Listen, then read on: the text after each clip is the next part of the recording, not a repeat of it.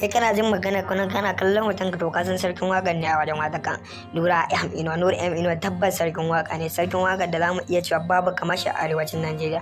Tabbas ya cika a bashi babban sarkin waƙa, domin ko zamu ga gaskiya ni ban ga mawaƙin da ya kai wannan mawaƙi ba a fahimta ta, domin ko za ga inda bangaren yadda ake sarrafa Hausa ne nan a cikin kalaman waƙa, gaskiya nan mawaƙin duk ya riga ya haɗa su. A gaskiya ne har yanzu ban ga mawaƙin da ya kai wannan basiyan jarumin mawaƙi ba wanda ya kashi iya waƙa, kuma mu ce yadda yake fitar da Hausa, yake fitar da kalamai masu daɗi masu rara zuciyar masoya.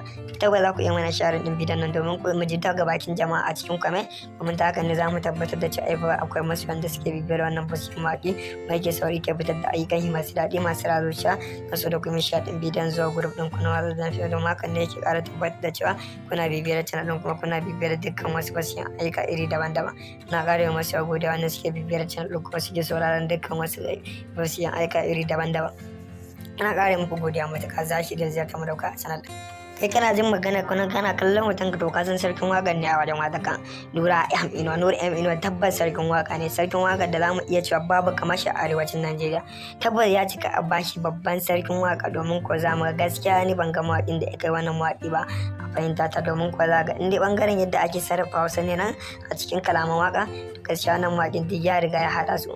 A gaskiya ne har yanzu ban ga mawaƙin da ya kai wannan basiyan jarumin mawaƙi ba wanda ya kashi iya waƙa, kuma mu ce yadda yake fitar da Hausa, yake fitar da kalamai masu daɗi masu rara zuciyar masoya.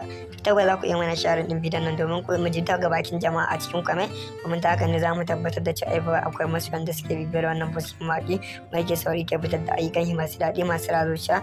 Kaso da kuma share ɗin bidiyon zuwa group ɗin kuna watsa da fiye, domin hakan ne yake ƙara tabbatar da cewa kuna bibiyar channel ɗin kuma kuna bibiyar dukkan wasu basiyan ayyuka iri daban-daban. Na ƙara wa masoya godiya wanda suke bibiyar channel ɗin kuma suke sauraron dukkan wasu basiyan ayyuka iri daban-daban.